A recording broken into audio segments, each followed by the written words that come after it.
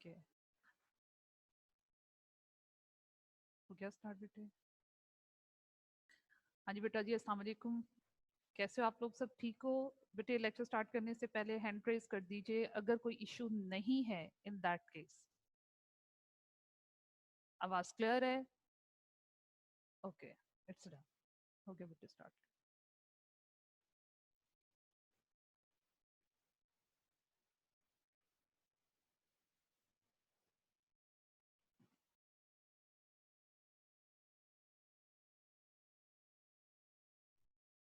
मैं स्टार्ट कर दूं? अच्छा देखिए बेटे, हमने कुछ अकाउंटिंग के रूल्स एंड रेगुलेशंस, कुछ प्रिंसिपल्स डिस्कस करने स्टार्ट किए हुए, और ये ऑनवर्ड चैप्टर्स में बार बार रिपीट भी होंगे। पहले भी डिस्कशन उन पे होती रही। कुछ नए कॉन्सेप्ट्स हैं हमारे पास, इन कॉन्सेप्ट्स को अंडरस्टैंड करना है। इनकी एप्लीकेशन ऑनवर्ड चैप्टर्स में आती है। उसमें अब तक हमने डिस्कस किया separate entity concept and separate legal entity concept, और उसके बाद बहुत ही important accrual system of accounting को डिस्कस किया। आज हमारे सामने है कंसिस्टेंसी कॉन्सेप्ट। कंसिस्टेंसी कॉन्सेप्ट की तरफ जाने से पहले let's find out the meaning of term consistency. Consistency extract किया गया कंसिस्टेंट होने से। कंसिस्टेंट मीन जिसमें वेरिएशन नहीं होती, वेरिएशन नहीं होनी चाहिए, सेम चीजों को, प्रिंसिपल्स को हमने फॉलो करना है। ये वर्ड मीनिंग है आपकी कंसिस्टेंसी का। कंसिस्टेंसी कॉन्सेप्ट क्या बोलता है? देखो बेटे, बिजनेस में हमने assets, liabilities, revenue, expenses, capital इन्हें रिकॉर्ड करना है। एसेट्स हमारे पास करंट भी हैं, नॉन करंट एसेट्स भी हैं, इनकी वैल्यूज फाइंड आउट करनी। एसेट्स की वैल्यूज फाइंड आउट करने के बहुत से मेथड्स हैं।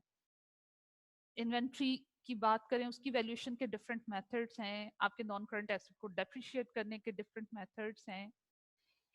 ये डिफरेंट मेथड्स, आपने जो एक दफा इनमें से जो मेथड ऑप्ट कर लिया एसेट्स की वैल्यूएशन के लिए, ये कॉन्सेप्ट कहता है कि आपने उसे पीरियोडिकली चेंज नहीं करना।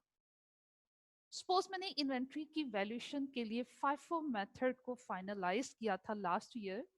अगर लास्ट ईयर मैंने फाइफो मेथड को फॉलो करते हुए इन्वेंट्री की वैल्यूएशन की है, तो दिस ईयर भी मुझे फाइफो मेथड ही अडॉप्ट करना है। एसेट्स को डेप्रिशिएट करने के लिए अगर मैंने स्ट्रेट लाइन मेथड को फाइनलाइज किया है, उसको लास्ट ईयर यूज किया था, तो दिस ईयर भी, ऑनवर्ड ईयर में भी मुझे यही मेथड फॉलो करना है, चेंज नहीं करना। मुझे जनाब आईएसबी ने रेस्ट्रिक्ट कर दिया कि हम अकाउंटिंग में जब कोई एक मेथड अडॉप्ट कर लेते हैं, no doubt other methods are also available, वो भी अकाउंटिंग प्रैक्टिसेस के लिए हैं। हमने जो भी स्पेसिफिक मेथड सेलेक्ट कर लिया, उसको पीरियोडिकली क्विकली हम चेंज नहीं करेंगे। उसके बिहाइंड रीजन क्या है? देखिए बेटे, जो हम फाइनल अकाउंट्स बनाते हैं, हमने डिफरेंट ईयर के जो फाइनल अकाउंट्स बनाए हैं उनका कंपैरिजन करके परफॉर्मेंस को एनालाइज करना है।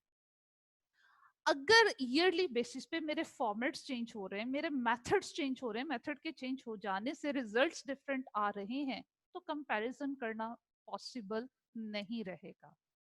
अब अगर कंपैरिजन करना पॉसिबल नहीं होगा, तो फिर हम ट्रूली परफॉर्मेंस को एनालाइज भी नहीं कर सकते। तो इसलिए हमने जब भी कोई एक स्पेसिफिक मेथड अडॉप्ट कर लिया, अब देखो जिस तरह आप लोगों ने क्यूटी और मैथ्स पढ़े हुए हैं, मैथ्स की बात करें, साइमल्टेनियस इक्वेशन को सॉल्व करने के बहुत से मेथड्स हैं। वहां पे नो डाउट रिजल्ट सेम आते हैं। यहाँ पे मेथड के फ्लक्चुएट करने से आपके एसेट्स की वैल्यूएशन में चेंज आता है। लेकिन साइमल्टेनियस इक्वेशन की बात करें, आप बहुत अच्छे से अलजबरा पढ़ा हुआ है, उसको सॉल्व करने के बहुत से मेथड हैं, कोई भी मेथड अडॉप्ट करके आप सोल्यूशन ले सकते हो। यहाँ पे भी हमारे पास अकाउंटिंग में एसेट्स की वैल्यूएशन के डिफरेंट मेथड्स हैं। उन डिफरेंट मेथड से आप जो भी मेथड एक दफा अडॉप्ट कर लेते हो, अनलेस अनटिल आपको स्पेसिफिक ओकेजन पे, जब तक आईएसए अलाउ नहीं करते टू चेंज, आप जब तक क्विकली बेसिस पे अपने अडॉप्टेड मेथड को चेंज नहीं करोगे, ये कंसिस्टेंसी है। इसमें क्या लिखा हुआ है? It means once you adopt an accounting principle और method, continue to follow it. आपने उसी मेथड को कंटिन्यू रखना है ऑनवर्ड ईयर्स में। फाइनेंशियल स्टेटमेंट में एक दफा अगर आपने कोई कंटेंट सिलेक्ट कर लिया, देखो जैसे हम बात करें इनकम स्टेटमेंट की, बेटे बात करें, इनकम स्टेटमेंट का पर्पस है प्रॉफिट फाइंड आउट करना। हम कैसे फाइंड आउट करते हैं जनाब? सेल्स में से हम अपने एक्सपेंसेस को, रेवेन्यू में से एक्सपेंसेस को माइनस करते हैं, हमारे पास प्रॉफिट आता है। अब एक्सपेंसेस मुख्तलिफ तरह के होते हैं बिजनेसेस में, कुछ स्पेसिफिक मेजर एक्सपेंसेस होते हैं, कुछ माइनर नेचर के एक्सपेंसेस होते हैं। बिजनेस में हम मेजर ट्रांजैक्शंस क्या होती हैं बिजनेस की? हम चीजों को खरीद रहे हैं, बेच रहे हैं, मेजर ट्रांजैक्शंस हैं, इनको स्पेसिफिकली इंडिविजुअली अलग से लिखा जाता है। बिजनेस में आपने रेंट पे किया, सैलरीज पे की, इंश्योरेंस पे किया, एसेट्स को डेप्रिशिएट किया, मेजर एक्सपेंसेस हैं, मेजर ट्रांजैक्शंस हैं, इनको अलग से रिकॉर्ड करते हैं। बिजनेस में छोटे छोटे से एक्सपेंसेस भी होते हैं, कोई विजिटर आ गया, चाय पानी कुछ सर्व कर दिया। बिजनेस में स्टेशनरी की जरूरत होती है, स्टेशनरी की बात करें तो बेटे बिजनेस में हमें जनाब पेन, पेंसिल, रेजर, शार्पनर, इन सब चीजों की जरूरत पड़ती है। हम बिजनेस में इन छोटे छोटे एक्सपेंसेस के लिए अलग से अकाउंट बना के अपने अकाउंटेंट का और सीनियर का टाइम वेस्ट नहीं करते। हमें तो समरीज की फॉर्म में अपने एक्सपेंसेस को प्रेजेंट करना, शॉर्ट फॉर्म में टोटल एक्सपेंस बताना है। तो हम क्या करते हैं, छोटे छोटे एक्सपेंसेस के को एक्यूमुलेट कर लेते हैं डिफरेंट पूल्स में। अब अगर आपका विजिटर आया, आपने उसे कोल्ड ड्रिंक सर्व की और ये एक्सपेंस आप क्या कर रहे हो, लास्ट ईयर में उसे मिसलिनियस एक्सपेंस में डाल दिया, अलग से उसके लिए हेडिंग क्रिएट नहीं की। नेक्स्ट ईयर में आपने सोचा इन एक्सपेंसेस के लिए अलग से अकाउंट ओपन कर लेते हैं एंटरटेनमेंट अकाउंट के नाम से। अब मिसलिनियस में नहीं डालेंगे, नेक्स्ट ईयर में क्या करेंगे, एंटरटेनमेंट के अकाउंट में डाल दीजिए। लास्ट ईयर में हमने स्टेशनरी के छोटे छोटे आइटम्स परचेज किए, हमने मिसलिनियस के अकाउंट में डाल दिए। दिस ईयर स्टेशनरी का अलग से अकाउंट ओपन कर लें, ऐसा नहीं करेंगे। एक दफा आपने फाइनल अकाउंट्स में जो हेड्स क्रिएट कर दिए हुए, जो अकाउंट्स ओपन कर दिए हुए, जो कंटेंट्स ओपन कर दिए हुए, नेक्स्ट ईयर भी उन्हीं कंटेंट्स को आप फॉलो करो। तो जनाब आपने काउंटिंग में कोई भी स्पेसिफिक मेथड अडॉप्ट कर लिया एसेट्स की वैल्यूएशन के लिए, और फाइनेंशियल स्टेटमेंट की प्रेजेंटेशन में आपने स्पेसिफिक उसका फॉर्मेट अडॉप्ट किया, स्पेसिफिक अकाउंट्स क्रिएट किए स्पेसिफिक एक्सपेंसेस के लिए, जो लास्ट ईयर में आपने किया वही प्रैक्टिस आपने ऑनवर्ड ईयर में करनी है, चेंज नहीं लेकर आना।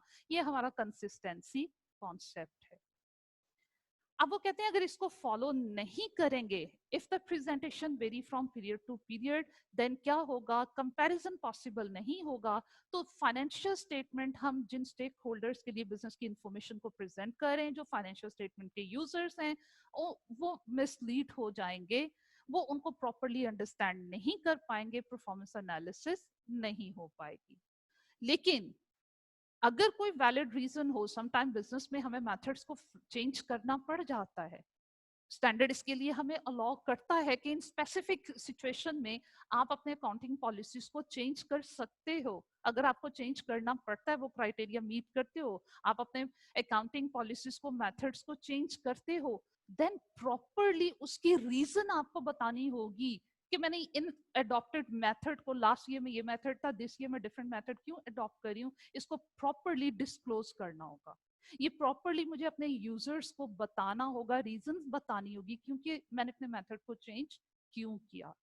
तो इसलिए लास्ट में मैंने ये पॉइंट मेंशन किया हुआ है, if for any valid reason the accounting policy is changed, a business must disclose the nature of change. तो आपको, आपके बिजनेस को, आपको अपने बिजनेस में चेंज की नेचर क्या है, क्या चेंज लेकर आए हैं, क्यों लेकर आए हैं, और उसके आफ्टर इफेक्ट्स क्या होंगे, आपके फाइनेंशियल स्टेटमेंट को उन चेंजेस ने कैसे इफेक्ट किया है, ये डिस्क्लोजर आपको देना होगा। तो सिंपल इज दैट, बहुत ही सिंपल रूल है। कंसिस्टेंसी कॉन्सेप्ट इसने क्या सिखाया कि कंसिस्टेंट रहना है, आपको चेंजेस नहीं लेकर आनी क्विकली। एब्रप्टली आपने एसेट्स की वैल्यूएशन के लिए, आपने प्रॉफिट की कैलकुलेशन के लिए जो भी मेथड्स अडॉप्ट कर लिए हुए हैं लास्ट ईयर्स में, वही आप ऑनवर्ड ईयर में फॉलो करोगे, उनमें चेंजेस नहीं आनी चाहिए। हाँ, कुछ वैलिड रीजंस ऐसी हो जाती हैं, कुछ पॉइंट्स आगे नेक्स्ट चैप्टर्स में जाके हम डिस्कस करेंगे कि क्यों हमें अकाउंटिंग पॉलिसीज को चेंज करना पड़ता है और उसके आफ्टर इफेक्ट्स क्या होते हैं, ये हमने बहुत डिटेल में ऑनवर्ड चैप्टर्स में पढ़ना है। तो भाई जब वो वैलिड रीजन हो जाए तो स्टैंडर्ड हमें अलाउ करता है कि आप अपने मेथड को चेंज कर सकते हो। तो अगर चेंज करना पड़ गया तो फिर आपको मेंशन भी करना होगा, उसे डिस्क्लोज करना होगा, अपने यूजर्स को बतानी होगी उसकी रीजन कि हमने चेंज क्यों किया है और इन चेंजेस के आफ्टर इफेक्ट्स आपकी फाइनेंशियल पोजीशन और इनकम स्टेटमेंट पे उसके इफेक्ट्स क्या आ रहे हैं। जी जनाब, नेक्स्ट में एक्रूल कॉन्सेप्ट के बाद जो एक और बहुत इंपॉर्टेंट कॉन्सेप्ट है वो है materiality concept. Materiality concept, materiality का वर्ड मीनिंग क्या है? Important, importance.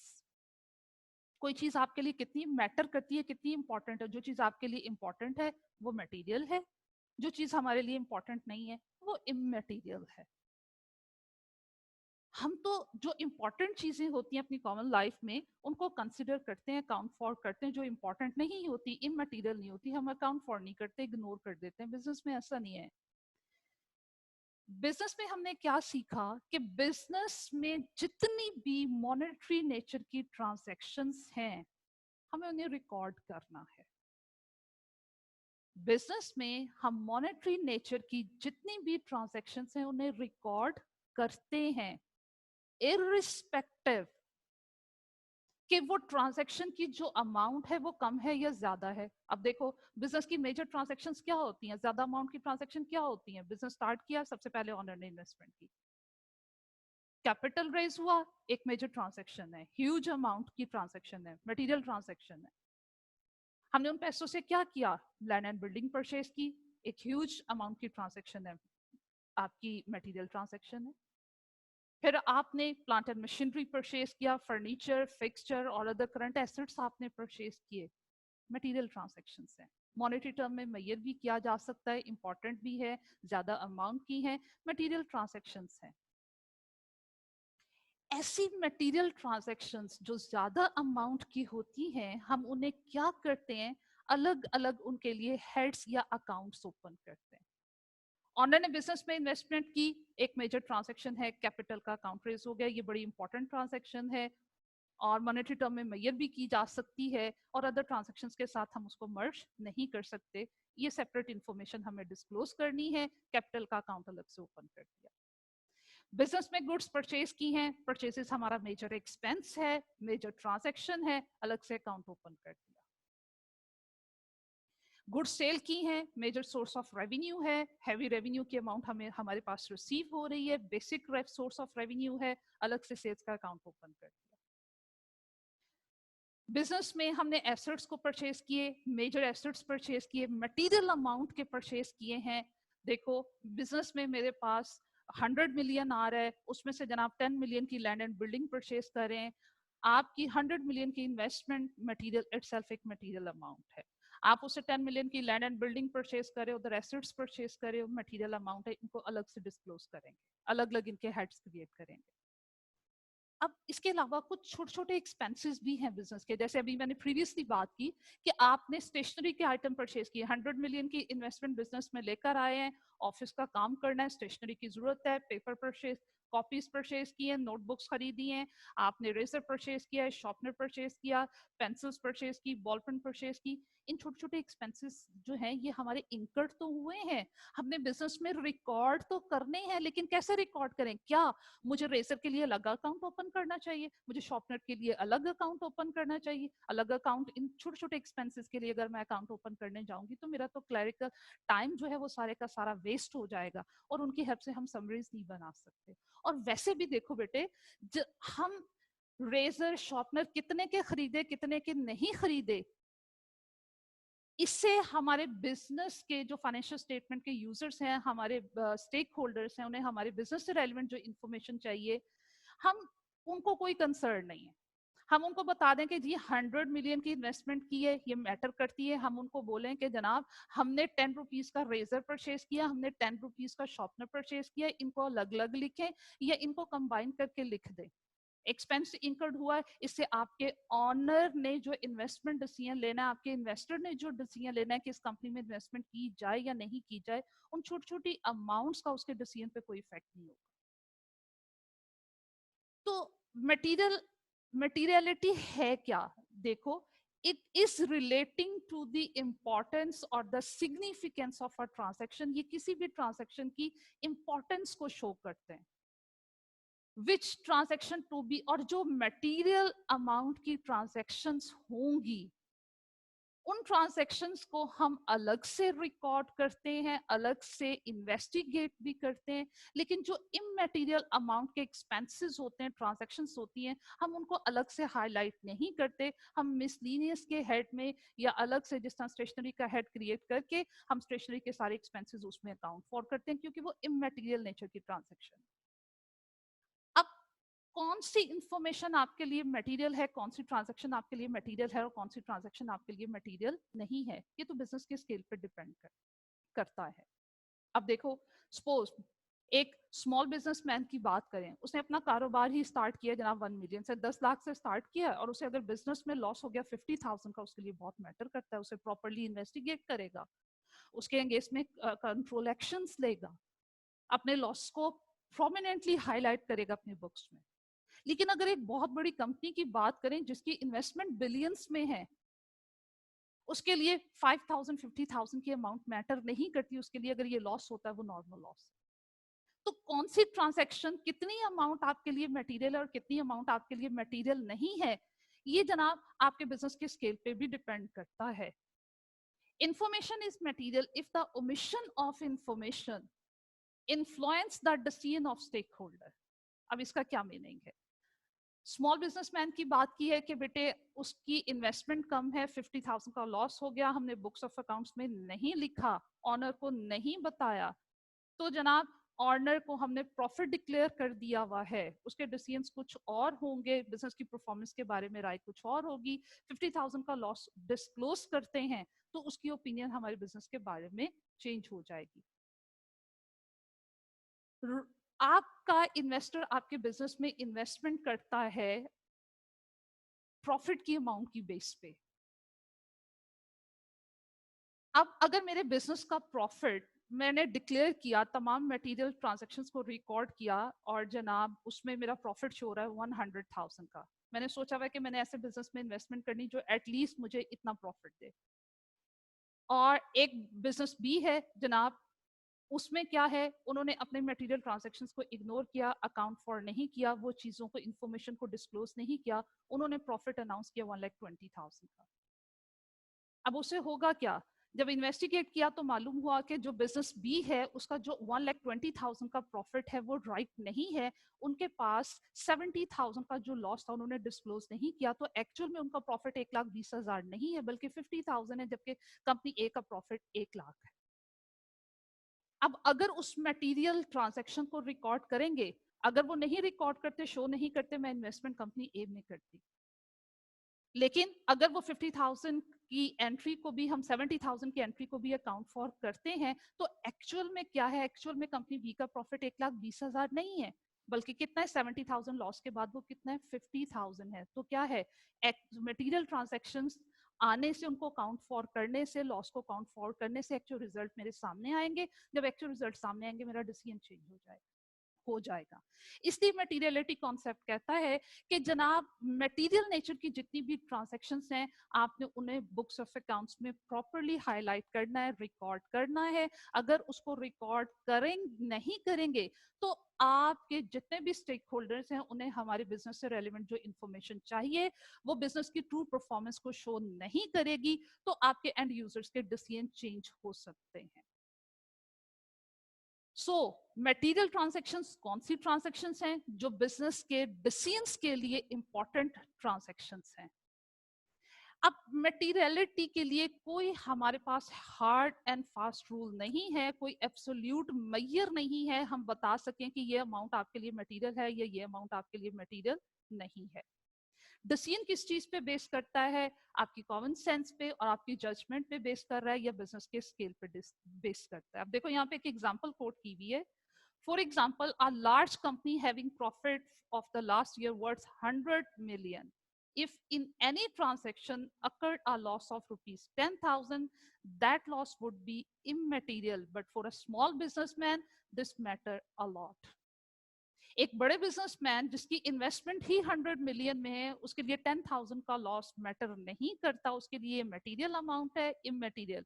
लेकिन स्मॉल बिजनेसमैन के लिए 10,000 का लॉस भी बहुत मैटर करता है, इंपॉर्टेंट है, सिग्निफिकेंट है, उसके लिए ये ट्रांजेक्शन मटेरियल हो जाएगी। अब मटेरियलिटी को हमें फॉलो क्यों करना होता है, उसकी रीजन क्या है? बेटे जो मटेरियल आइटम्स हैं, हम अपनी बुक्स ऑफ अकाउंट में प्रॉपरली उनका अलग से हेड क्रिएट करके, अलग से अकाउंट ओपन करके उसको प्रॉपरली अपने इनकम स्टेटमेंट में और बैलेंस शीट में शो करते हैं, उनके लिए अलग से अकाउंट ओपन करते हैं।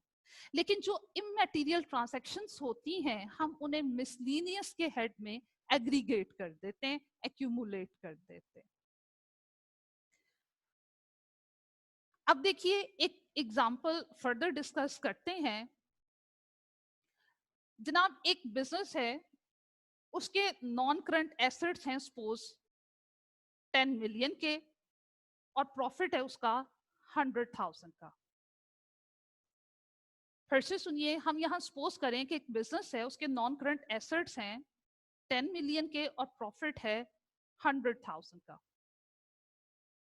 अब मालूम हुआ कि 20,000 की मिस्टेक हो गई, 20,000 अमाउंट की मिस्टेक हो गई। अब 20,000 की मिस्टेक अगर हुई in the valuation of non current assets, non current assets की वैल्यू हमने क्या सपोज की 10 मिलियन, लॉस कितने का हुआ 20,000। अब अगर हम 20,000 का 10 मिलियन से कंपैरिजन करें तो अमाउंट नॉमिनल सी है, इमटेरियल सी अमाउंट है। With respect to the investment in non current asset, ये 20,000 का लॉस इमटेरियल है। लेकिन अगर ये हमारा एरर हुआ, ये मिस्टेक हुई in the calculation of profit, जिसकी अमाउंट हमने सपोज की हुई है जनाब 100,000, प्रॉफिट ही 1 लाख का था, उसमें 20,000 की मिस्टेक हो गई, वो मैटर करती है, वो मटेरियल है। जी बेटे नेक्स्ट में प्रूडेंस कॉन्सेप्ट क्या कहता है?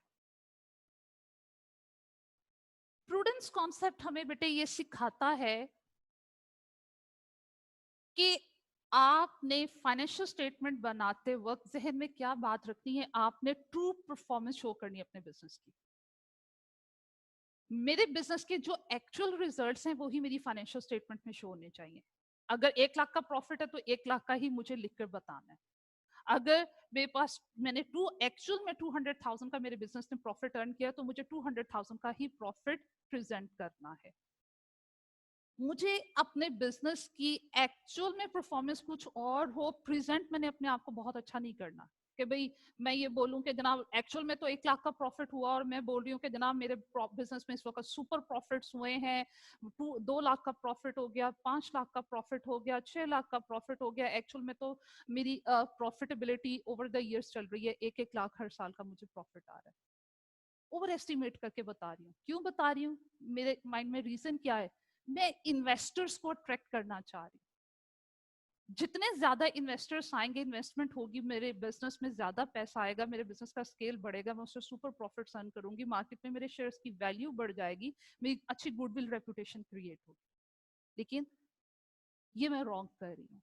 जब हम फाइनेंशियल स्टेटमेंट बनाते हैं तो इस चीज का ख्याल रखते हैं कि बेटे आपकी फाइनेंशियल स्टेटमेंट बिजनेस की एक्चुअल परफॉर्मेंस को शो करे।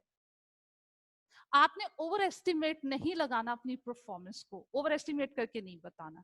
आपने अपने एंड यूजर्स को जो है वो मिसलीड नहीं करना, उन्हें रॉन्ग पिक्चर अपने बिजनेस की शो नहीं करनी जस्ट फॉर ऑन बेनिफिट के भाई हमारा फायदा हो जाए, आपके एंड यूजर्स का लॉस हो जाए, ऐसा नहीं करना।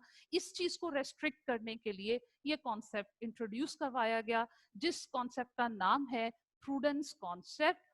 इस कॉन्सेप्ट को हम कंजर्वेटिज्म प्रिंसिपल भी बोलते हैं। हम कंजर्वेटिव हो जाते हैं अकाउंटिंग में। कंजर्वेटिज्म क्या है जनाब? ये कॉन्सेप्ट हमें कहता है कि आपने अपने एसेट्स एंड इनकम्स के बारे में जब बताना है, उनको ओवर एस्टिमेशन उनकी करके नहीं बताना.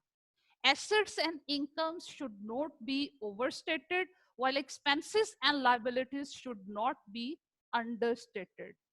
इस कॉन्सेप्ट की वर्डिंग क्या है, मैं फिर से रिपीट करती हूँ कि जनाब कंजर्वेटिज्म प्रिंसिपल या प्रूडेंस कॉन्सेप्ट क्या है कि आपने अपने एसेट्स एंड लाइबिलिटीज की वैल्यूज को ओवरस्टेट करके नहीं बताना और अपने एक्सपेंसेस को और अपनी लाइबिलिटीज की अंडर एस्टिमेशन नहीं करनी. क्योंकि बेटे अगर मैं अपने एक्सपेंसेस कम शो कर रही हूँ तो अल्टीमेटली मैं अच्छा प्रॉफिट शो करना चाह रही हूँ, जबकि एक्चुअल में कुछ और है. अपनी लाइबिलिटीज को भी कम नहीं बताना. उसकी रीजन क्या है? देखो बेटे, अगर कोई बिजनेस में तो पैसों की जरूरत रहती है. ऑनर इनकी इन्वेस्टमेंट इनसफिशिएंट हो जाए तो हम बोरिंग की तरफ जाते हैं, हम उधार की तरफ जाते हैं. और जब हम उधार मांगने जाते हैं, बैंक की तरफ गए, भाई हमें कर्जा चाहिए, बैंक क्या चीज चेक करेगा? दो चीजें चेक करेगा.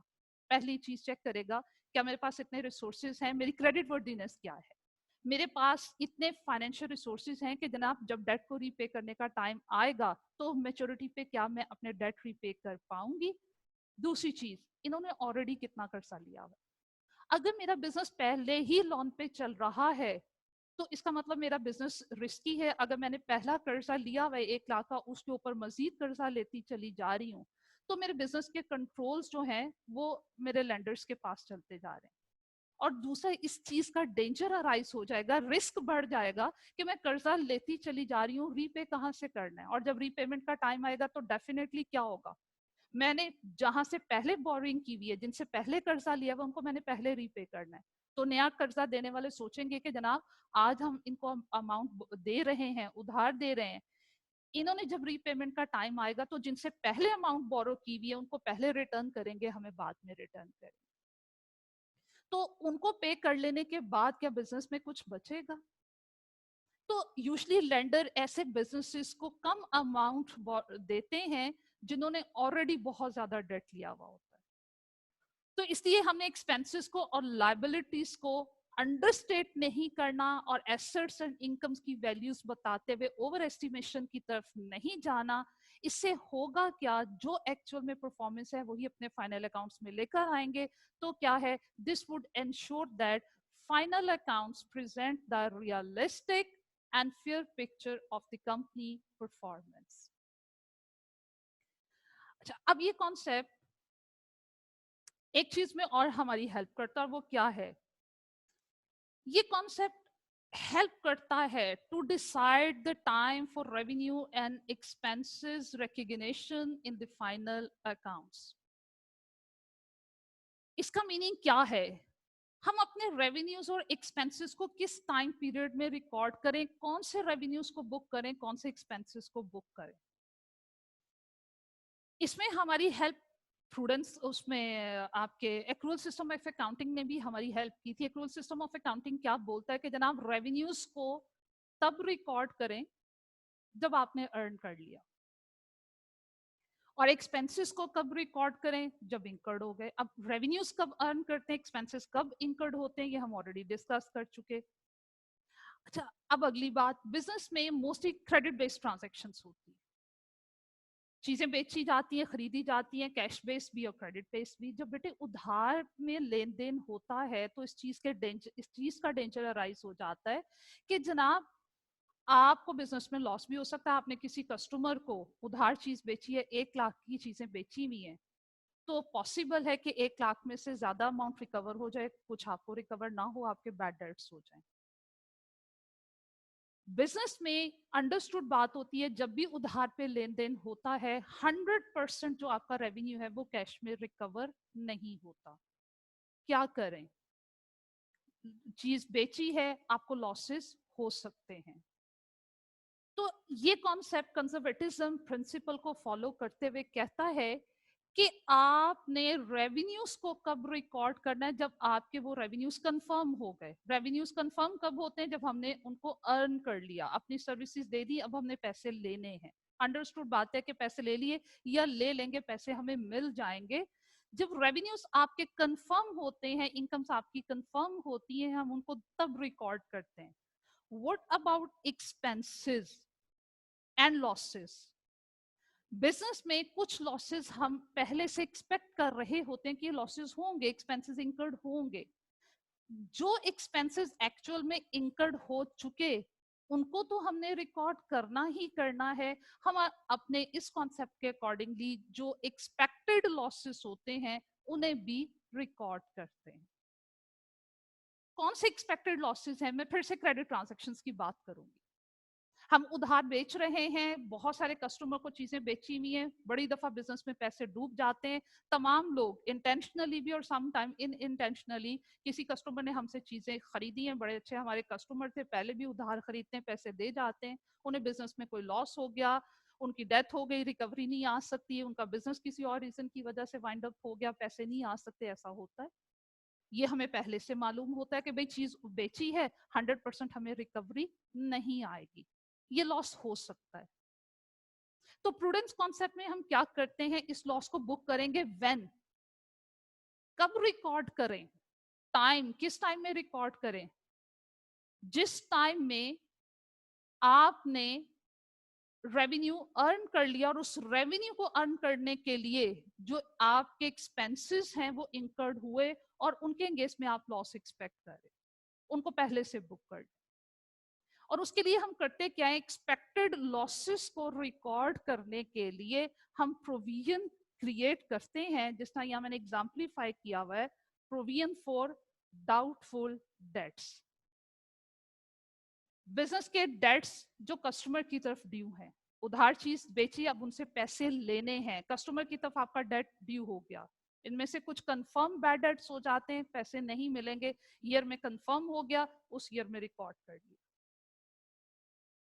और इस साल में चीज बेची, इसके एंगेज में कुछ पैसे हमें रिकवर नहीं होंगे, कुछ का तो कंफर्म है, कुछ का डाउट है, कंफर्म नहीं है, लेकिन फिर भी हम उन्हें करंट ईयर में रिकॉर्ड कर लेंगे। वैल्यूएशन ऑफ इन्वेंट्री से रेलेवेंट ये चीज हम डिटेल में ऑनवर्ड जाके पढ़ेंगे कि जब हम इन्वेंट्री की स्टॉक की बात करते हैं तो इन्वेंट्री की वैल्यूएशन कॉस्ट प्राइस पे होनी चाहिए या एनआरवी पे। एनआरवी क्या है? NRV stands for net realizable value. देखो बेटे, बिजनेस का पर्पस है प्रॉफिट अर्न करना। मैंने 100 रुपीज का कोई आइटम परचेज किया है तो डेफिनेटली मैंने उसे 100 रुपीज से ज्यादा में सेल करना है, प्रॉफिट अर्न करना है। अब सम टाइम ऐसा होता है कि बिजनेस में हमने चीज खरीदी, 100 की परचेज की, वो डैमेज हो गई, अब वो नॉर्मल सेल प्राइस पे सेल नहीं हो सकती। नॉर्मली तो मैं इनको 150 पे सेल करती थी, लेकिन अब वो डैमेज हो गई, वो गुड यूनिट्स नहीं रहे, बैड यूनिट्स हो गए या ऑब्सोलीट हो गए। ऐसी सिचुएशन में वो नॉर्मल सेल प्राइस 150 पे सेल नहीं होंगे, बल्कि क्या है, वो बैड यूनिट्स हैं, वो अब कितने में सेल होंगे? वो सेल होंगे लेट्स सपोज 80 पे सेल हो सकते हैं। अगर गुड यूनिट्स होते तो 150 पे सेल होने थे, बैड यूनिट्स हो गए, अब कितने में सेल होंगे? Just for 80। जबकि मैंने इनको खरीदा कितने में था? 100 का खरीदा था, 80 में बेचूंगी, मेरी तो 20 की कॉस्ट भी कवर अप नहीं हुई। ये 20 का लॉस मुझे होगा कब? जब मैं इनको बेचूंगी। लेकिन अभी बेचा नहीं है, खरीदे हैं, स्टोर किए हैं, डिटेरियोरेट हो गए, डैमेज हो गए, अब मुझे यहाँ पे कंफर्म हो गया ये गुड यूनिट्स नहीं है, ये 150 पे सेल नहीं होंगे, बल्कि जिस प्राइस पे सेल होंगे वो प्राइस हमारी कॉस्ट को भी कवर अप नहीं करेगी, मुझे प्रॉफिट होने की बजाय लॉस होगा। अब प्रूडेंस कॉन्सेप्ट कहता है आपने करना क्या है, आपने अब अपने एसेट की वैल्यूएशन कॉस्ट प्राइस पे 100 पे करने की बजाय 80 पे उसकी वैल्यूएशन कीजिए, उसे एनआरवी पे लेके आइए, 20 का लॉस पहले से बुक कर लीजिए। ये क्यों कर रहे हैं? Under prudence concept.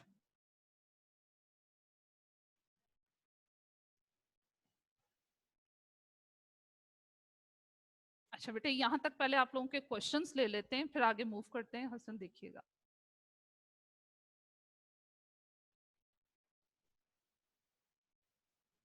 जी बेटे, स्टूडेंट्स को अगर कोई क्वेश्चन रेज करना है, रेज योर हैंड।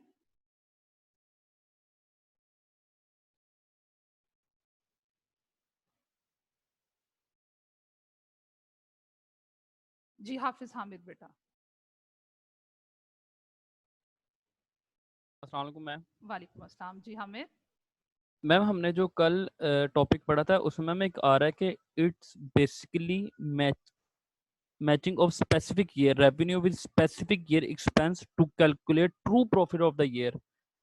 इसका हाँ मैम जी, जरा दोबारा आप देखिए, ट्रू प्रॉफिट।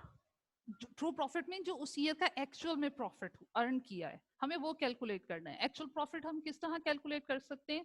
जब उस ईयर के मैं तमाम रेवेन्यूज को अकाउंट फॉर करूं और उस ईयर के तमाम एक्सपेंसेस को अकाउंट फॉर करूं, चाहे उन एक्सपेंसेस के अंगेंस्ट में पेमेंट हुई या नहीं हुई, चाहे उन रेवेन्यूज के अंगेंस्ट में मैंने कैश रिसीव किया या नहीं किया, मुझे तमाम रेवेन्यूज उस साल के लेने और तमाम एक्सपेंसेस लेने, फिर मेरे पास एक्चुअल प्रॉफिट आए। Yes ma'am. जी बेटे। और नो मैम। ओके, फिर हाँ जी, मोहम्मद हमजा। मैम एनआरवी को काइंडली रिपीट कर दें। NRV है basically stands for net realisable value. तो मैम इनकी वैल्यूएशन कैसे करेंगे? आपने कहा था कि 80 की कॉस्ट थी, सॉरी 100 की, तो इनको 80 पे क्यों लेके आएंगे? चलो मैं बताती हूँ।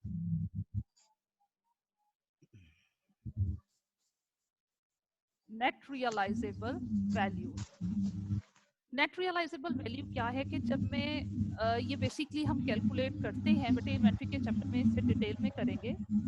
हम सेल प्राइस में से सेलिंग एक्सपेंसेस को माइनस करते हैं,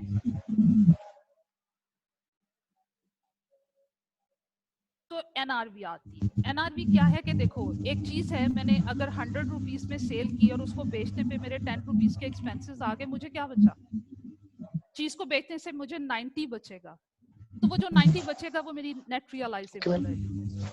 नॉर्मली हम अपने एसेट्स की वैल्यूएशन करते हैं कॉस्ट प्राइस पे, जितने में हमने उसे परचेज किया होगा। एसेट्स बेटे बैलेंस शीट में जब भी लिखे जाते हैं, चाहे वो आपके नॉन करंट एसेट्स हो या करंट एसेट्स हो, हम कॉस्ट प्राइस पे उनको लिखते हैं।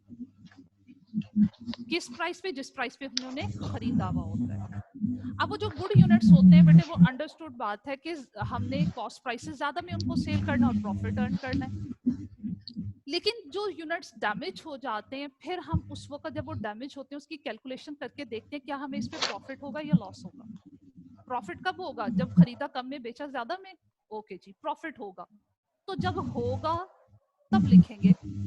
कब होगा? जब मैं उन गुड्स उन यूनिट्स को सेल करूं। अब जब मैं वो यूनिट्स बैड हो गए, उस टाइम में मैंने कैलकुलेशन करके देखी, जनाब अगर मैं इनको सेल करूंगी मुझे प्रॉफिट होगा या लॉस होगा? जनाब प्रॉफिट नहीं, मुझे लॉस होगा। बैड यूनिट्स थे, वो नॉर्मल प्राइस पे नहीं बिकेंगे, मेरी कॉस्ट भी कवर अप नहीं होगी। अब ये लॉस कब होगा? जब मैं सेल करूंगी। अब मेरा प्रूडेंस कॉन्सेप्ट क्या कहता है कि लॉस तो तब होगा जब बेचेंगे, लेकिन ये एक्सपेक्टेड लॉस है, इसको पहले ही हम रिकॉर्ड कर लेंगे under prudence concept at the time of incurrence of loss. हाँ जी बेटा, हामिद क्लियर हुआ बेटे? Okay ma'am, okay thanks ma'am. Okay जी, नेक्स्ट स्टूडेंट। जी हामिद। मैम जैसा कि आपने कहा है कि जो प्रोडक्ट्स डैमेज हो जाएंगे, तो मैम हमने जब स्टेटमेंट में हमने पहले उनकी जो कॉस्ट 100 है, तो मैम फिर जो कुछ अगर डैमेज हुए हैं तो फिर बाकी की जो कॉस्ट हम जिस 80 के प्राइस पे उसमें बेचेंगे, तो मैम जब पहले ही हमने उस प्रोडक्ट की कॉस्ट 100 रखी है, तो जो डैमेज हुए हैं फिर उनके लिए हम अलग स्टेटमेंट बनाएंगे? नहीं बेटे, हम फिर पता है क्या करते हैं, इन्वेंटरी वैल्यूएशन के चैप्टर में ये चीज बहुत डिटेल में हमने प्रैक्टिस करी है। जो हम छोटी छोटी बातें कर रहे हैं इन पे कंप्लीट चैप्टर्स हैं, वहां जाके आप डिस्कशन होगी डिटेल में। लेकिन यहाँ थोड़ा सा मैं आपको गाइड कर दूं, हम करते क्या है, गुड यूनिट्स और बैड यूनिट्स की वैल्यूएशन अलग करके सम अप कर लेते हैं। ठीक है? जी मैम। और बेटा क्वेश्चन? तो मैम हाँ वो जी। हमें जब उसकी जब आपने प्राइस हमने 80 पे कर दी है, हाँ तो जी। हमें ये कंफर्म है कि हमें ये लॉस होगा। हाँ तो जी। मैम प्रूडेंस कॉन्सेप्ट भी इसी चीज को कहता है कि जो लॉस हुआ है कि उस ईयर्स की और उस स्टेटमेंट में हमने लिखना है। हाँ जी, जब लॉस हुआ जब एक्चुअल में तो लॉस अभी आपको रियलाइज नहीं हुआ, एक्चुअल में तो लॉस इंकर्ड नहीं हुआ, लेकिन हमें मालूम है कि जनाब ये लॉस हो गया, जब बेचेंगे ये लॉस कंफर्म है कि ये इंकर्ड होगा। इस ईयर हम एक्सपेक्ट करें, नेक्स्ट ईयर में जाके होगा। प्रूडेंस कॉन्सेप्ट कहता है कि जब लॉस आपको एक्सपेक्ट करे उस सेम टाइम पीरियड में उसको बुक कर दीजिए। तो मैम इसको भी ट्रू प्रॉफिट या ट्रू लॉस कह सकते हैं? हाँ जी बिल्कुल।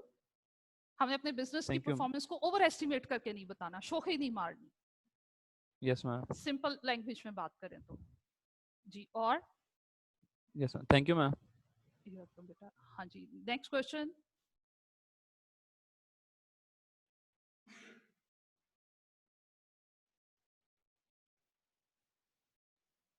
जी बेटे नो मोर क्वेश्चन। चले यहाँ तक अब हम अपने सारे कॉन्सेप्ट्स को थोड़ा सा रिवाइज करते हैं। न्यू कॉन्सेप्ट्स कल डिस्कस होंगे। अब तक देखिए हमने क्या डिस्कस कर लिया हुआ है।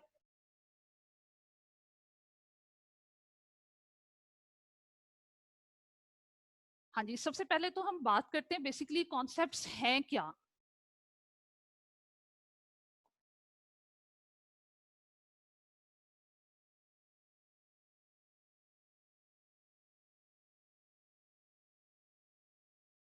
जी बेटे, अकाउंटिंग कॉन्सेप्ट्स हैं क्या। हमने पहले इन्हें डिस्कस किया था कि ये वो रूल्स एंड रेगुलेशंस हैं जो हमें फाइनेंशियल स्टेटमेंट्स की प्रिपरेशन में फॉलो करने। और ये रूल्स एंड रेगुलेशंस कौन बनाता है, हमारा आईएएसबी फ्रेमवर्क बनाता है, हमारी वो बॉडी बनाती है। तो जब भी हमने एक्सटर्नल रिपोर्टिंग करनी है इन फाइनेंशियल अकाउंटिंग, हमें इन रूल्स एंड रेगुलेशंस को स्ट्रिक्टली फॉलो करना है। और ये rules and regulations basically stakeholder के बेनिफिट के लिए बनाए गए हैं, ताकि हम अपने स्टेक होल्डर को जो इंफॉर्मेशन दें वो उनको मिस गाइड ना करे, वो अपने जो है रॉन्ग डिसीजंस ना लें। हमने उनके बेनिफिट के लिए ये रूल्स एंड रेगुलेशंस बनाए, बिजनेस की ट्रू परफॉर्मेंस एनालिसिस के लिए ये रूल्स बने हैं। अब ये रूल्स कौन कौन से हैं, इन्हें दोबारा से डिस्कस करते हैं जनाब। देखिए ये हमारे पास लिस्ट है। इसमें हमने सबसे पहले सेपरेट एंटिटी कॉन्सेप्ट और लीगल एंटिटी कॉन्सेप्ट को डिस्कस किया था। इससे रेलेवेंट बहुत सारे स्टूडेंट्स ने बार बार पूछा। मैं रिवाइज करती हूँ बेटे, जो एंटिटी सिंपल एंटिटी कॉन्सेप्ट है, ये काउंटिंग के पॉइंट ऑफ व्यू से, रिकॉर्डिंग के, बुक कीपिंग के पॉइंट ऑफ व्यू से, हमने कौन ट्रांजैक्शन किसके पॉइंट ऑफ व्यू से रिकॉर्ड करनी है। ये कॉन्सेप्ट क्या कहता है कि बिजनेस और बिजनेस मैन दोनों अलग अलग पर्सन हैं। इन दोनों के दरमियान जितनी भी ट्रांजैक्शंस होंगी वो जस्ट ऐसे ही ट्रांजैक्शंस होंगी जिस तरह मिस्टर ए और मिस्टर बी दो इंडिपेंडेंट पर्संस के दरमियान में ट्रांजैक्शंस होती हैं। तो इसी तरह बिजनेस में अकाउंटिंग के पॉइंट ऑफ व्यू से बात करें तो ऑनर और ऑनरशिप में सेपरेशन है, दोनों अलग पर्संस हैं। उन दोनों के दरमियान में जो ट्रांजैक्शंस होंगी, बिजनेस की उन ट्रांजैक्शंस को रिकॉर्ड करेंगे, लेकिन किसके पॉइंट ऑफ व्यू से रिकॉर्ड करेंगे, ऑनर के पॉइंट ऑफ व्यू से रिकॉर्ड करेंगे हम, सॉरी बिजनेस के पॉइंट ऑफ व्यू से उसे रिकॉर्ड करेंगे, ऑनर के पॉइंट ऑफ व्यू से हम उसे रिकॉर्ड नहीं करते। इसकी एप्लीकेशन चाहे हम अकाउंटिंग सोल ट्रेडर की करें, पार्टनरशिप की करें या कंपनी की करें अकाउंटिंग, इस कॉन्सेप्ट को हम कैरी ऑन करेंगे, इस चीज को हम फॉलो करेंगे। लीगल एंटिटी कॉन्सेप्ट का मतलब ये है कि in the eyes of law, कानून की नजर में भी आप क्या जो बिजनेस है वो बिजनेसमैन, उनमें सेपरेशन होगी। तो इसकी इम्प्लीमेंटेशन सिर्फ कंपनी के केस में होती है, और जब इसकी इम्प्लीमेंटेशन हो जाती है तो फिर क्या चेंजेस क्या आती हैं।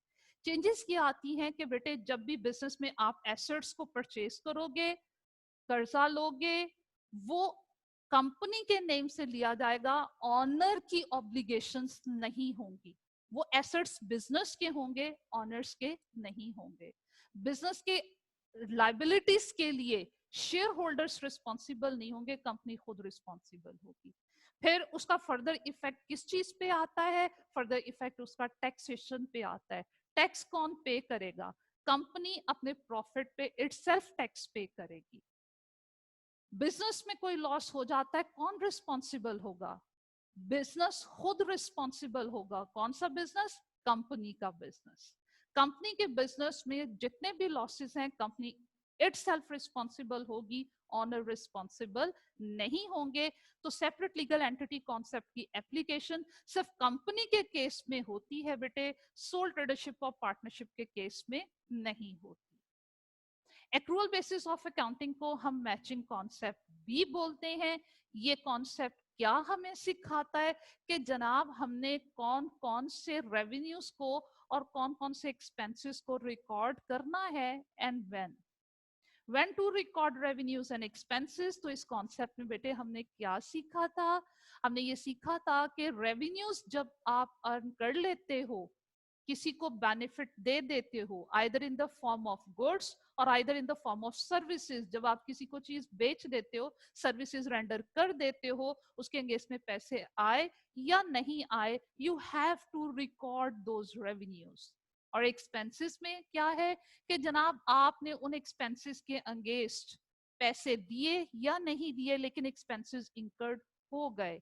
एक्सपेंसेस इंकर्ड कब होते हैं? जब हम किसी ट्रांजैक्शन के अगेंस्ट में बेनिफिट लेते हैं, either in the form of goods और either in the form of services. आपने किसी से चीज खरीदी है, किसी से सर्विसेज ली हैं, आपने उसके अगेंस्ट में पैसे देने हैं या दे दिए हुए हैं, आपने जब बेनिफिट ले लिया, आपका एक्सपेंस रेस हो गया, आप उसको रिकॉर्ड कर लोगे। एक्रूअल सिस्टम ऑफ अकाउंटिंग की बेटे जब बात की, मैंने इसके साथ को रिलेट किया कैश सिस्टम ऑफ अकाउंटिंग को। जनाब कंपैरिजन किया तो मालूम हुआ कि कैश सिस्टम ऑफ अकाउंटिंग में हम ट्रांजैक्शंस को रिकॉर्ड कब करते हैं? जब कैश का एक्सचेंज होता है। रेवेन्यूज को कब बुक करते हैं? जब revenue in the form of cash हम रिसीव करते हैं। एक्सपेंसेस को कब बुक करते हैं? जब हम एक्सपेंसेस के अगेंस्ट में पेमेंट करते हैं। लेकिन एक्रूअल सिस्टम ऑफ अकाउंटिंग में क्या हो रहा है, हम कैश के एक्सचेंज पे फोकस नहीं करते, हम इस चीज पे फोकस करते हैं कि गुड्स का और सर्विसेज का एक्सचेंज कब हो रहा है, रेवेन्यू कब अर्न हो रहा है और एक्सपेंसेस कब इंकर्ड हो रहे हैं। उस बेस पे हम अपने रेवेन्यूज को और एक्सपेंसेस को रिकॉर्ड करते हैं। और जब हम एक्रूअल सिस्टम ऑफ अकाउंटिंग को बेटे लेकर चलते हैं, तो हम इसमें क्या कर रहे हैं, अपनी कैश मॉनेटरी ट्रांजैक्शंस को भी रिकॉर्ड कर रहे हैं और क्रेडिट ट्रांजैक्शंस को भी रिकॉर्ड कर रहे हैं। इट मींस कि अगर मेरी सेल्स हैं, चाहे वो मैंने कैश बेसिस पे गुड्स को सेल किया, कस्टमर से पैसे ले लिए, तब भी रिकॉर्ड होंगी।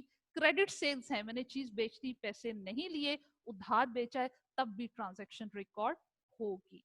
तो ये हमारा एक्रूअल सिस्टम ऑफ अकाउंटिंग है बेटे। जब हम इसको फॉलो करते हैं तो ये 4 एडजस्टमेंट्स हमें करना पड़ती हैं। 2 एक्सपेंसेस से रेलेवेंट हैं और 2 आपके पास रेवेन्यू से रेलेवेंट है। अच्छा, अब इसमें देखो एक्रूड एक्सपेंसेस के बारे में हमने क्या डिस्कस किया था बेटे। ये ऐसे एक्सपेंसेस हैं जो इंकर्ड हो गए, आपने बेनिफिट ले लिया लेकिन इसके अगेंस्ट में आपने पेमेंट नहीं की। ऐसे एक्सपेंसेस जिनसे बेनिफिट ले लिया, अभी आपको पेमेंट करना है, ऐसे एक्सपेंसेस को हम बोलते हैं एक्रूड एक्सपेंसेस। अब ये जो एक्रूड एक्सपेंसेस हैं, ये सेम टाइम में आपका एक्सपेंस भी है क्योंकि बेनिफिट लिया जा चुका, और ये सेम टाइम में आपकी लाइबिलिटी भी रेज करता है। ये आपकी लाइबिलिटी भी है क्योंकि बेनिफिट ले लिया, नाउ यू हैव टू पे। अब ये आपकी रिस्पॉन्सिबिलिटी है, आपकी ऑब्लिगेशन बन गई हुई है कि आपने इन सर्विसेज और गुड्स के अगेंस्ट में पैसे देने हैं। उसमें एग्जांपल्स थी आपके पास, सैलरीज, इलेक्ट्रिसिटी, ये डिटेल में डिस्कस हुआ, यहाँ टाइम वेस्ट नहीं करते। नेक्स्ट में है बेटे इसके opposite expenses, prepaid expenses. Accrued expenses में सर्विसेज हमने ले ली, पैसे देने हैं। यहाँ क्या है, प्रीपेड एक्सपेंसेस में आपने एडवांस पैसे ले लिए हुए हैं, बेनिफिट अभी आपने पास ऑन नहीं किया। तो ऐसे एक्सपेंसेस जिनके अगेंस्ट में एडवांस पेमेंट हो चुकी हुई है लेकिन अगर बेनिफिट नहीं लिया, एडवांस पैसे दिए जा चुके हैं, वो आपके प्रीपेड एक्सपेंसेस हैं। इसमें एक ये छोटी सी चीज की करेक्शन कर लीजिए। अंडरस्टूड बात है कि एक्सपेंसेस के अगेंस्ट में कैश रिसीव नहीं किया जाता, बल्कि बेटे हम क्या करते हैं, कैश को पे करते हैं। तो ऐसे एक्सपेंसेस जिनके अगेंस्ट में cash has been paid before expenses incurred before taking benefit, ऐसे एडवांस एक्सपेंसेस को हम प्रीपेड एक्सपेंसेस भी बोलते हैं। अब बैलेंस शीट के पॉइंट ऑफ व्यू से भी हमने इसे डिस्कस किया था बेटे। एक्रूड एक्सपेंसेस सेम टाइम में हमारा एक्सपेंस भी है और लाइबिलिटी भी है, क्योंकि हमें पेमेंट करना है, रिस्पॉन्सिबिलिटी रेज हो गई, आपने अपने वर्कर से काम करवा लिया, सैलरी का खर्चा रेज हो गया, पेमेंट नहीं की, यू हैव टू पे, तो ये लाइबिलिटी रेज हो गई। प्रीपेड एक्सपेंसेस में क्या है, आपने बेनिफिट जो है वो कैश पे कर दिया हुआ है, आपने अपने एंड का काम कर दिया, अपनी रिस्पॉन्सिबिलिटी पूरी कर दी, कैश पे कर दिया। अब आपने सेकंड पार्टी से क्या करना है, बेनिफिट लेना है, गुड्स लेनी है, और जो चीज बिजनेस में लेनी है वो हमारा राइट है, और ऐसी चीजें जिनसे हमने बेनिफिट लेना है वो हमारे क्या होते हैं, एसेट्स। तो प्रीपेड एक्सपेंसेस सेम टाइम में आपका एक्सपेंस भी है और आपका एसेट भी है। नेक्स्ट में बेटे रेवेन्यूज को डिस्कस किया था, एक्रूड रेवेन्यूज की तरफ चले तो बेटे जी आपके outstanding revenues, just like outstanding expenses या एक्रूड एक्सपेंसेस जो इंकर्ड हो गए, एक्रूड रेवेन्यूज या आपकी आउटस्टैंडिंग रेवेन्यूज जो आपने अर्न कर ली। कैसे अर्न की? क्योंकि आपने चीजें बेच दी, आपने सर्विसेज दे दी, अब उसके अगेंस्ट में आपको कैश रिसीव करना है। तो ऐसे रेवेन्यूज जिनके अगेंस्ट में आपको कैश आना है, अभी आपने रिसीव नहीं किया लेकिन आपने अपने एंड का काम कर लिया, आपने खुद गुड्स दे दी, सर्विसेज रेंडर कर दी, ऐसे रेवेन्यूज आपके एक्रूड रेवेन्यूज हैं। अब ये जो एक्रूड रेवेन्यूज हैं ये सेम टाइम में आपके रेवेन्यूज भी हैं और आपके करंट एसेट्स भी हैं। क्यों? देखो, आपने अपने एंड का काम कर दिया, गुड्स एंड सर्विसेज दे दी, अब आपने इनके एंगेज में कैश रिसीव करना है, बेनिफिट लेना है। तो वो रिसोर्सेज जिनसे आपको बेनिफिट आना है वो तमाम रिसोर्सेज आपके क्या हैं? एसेट्स हैं। एडवांस रेवेन्यूज इसके ऑपोजिट जनाब, ऐसे रेवेन्यूज जिनके अंगेंस्ट में आपने एडवांस कैश रिसीव कर लिया लेकिन गुड्स एंड सर्विसेज अभी तक आपने रेंडर नहीं की हैं, आपने कैश रिसीव कर लिया, अपनी ऑब्लिगेशन मीट नहीं की, ऐसे आपके रेवेन्यूज एडवांस हैं। एडवांस रेवेन्यूज सेम टाइम में आपके रेवेन्यूज भी हैं क्योंकि अर्न कर चुके, सॉरी ये आपके रेवेन्यू करंट नेक्स्ट ईयर में ये रेवेन्यू आपके होंगे क्योंकि नेक्स्ट ईयर में आप अपनी सर्विसेज और गुड्स को रेंडर करोगे। करंट ईयर में ये आपके अनअर्न्ड रेवेन्यूज हैं, आपने इनको अर्न नहीं किया, इसलिए हम इसे प्रूडेंस कॉन्सेप्ट के under, accrual system of accounting के अंडर हम इसे रिकॉर्ड नहीं करेंगे। कब रिकॉर्ड करेंगे? किस ईयर में? जिस ईयर में हम अर्न करेंगे, हम अपनी गुड्स एंड सर्विसेज को रेंडर करेंगे, ये उस ईयर का रेवेन्यू होगा। अभी आपने इसको कैश में रिसीव कर लिया और अपने एंड का काम नहीं किया, इसका मतलब अभी आपकी तरफ ऑब्लिगेशन रेज हो गई कि जनाब आपने जो कैश रिसीव किया हुआ है उसके अगेंस्ट में या तो सर्विसेज देनी है या फिर आपने गुड्स को सेल करना है, तो ये आपका एडवांस रेवेन्यू एसेट भी है। चलिए बेटे, बाकी कॉन्सेप्ट हम कल रिवाइज करेंगे, नेक्स्ट लेक्चर का टाइम हो गया। कल क्लास स्टार्ट करने से पहले आपके प्रॉब्लम्स, फिर फर्दर डिस्कशन, और जो कॉन्सेप्ट्स बाकी रह गए रिवाइज करने वाले वो भी करें। ओके जी, अल्लाह हाफिज।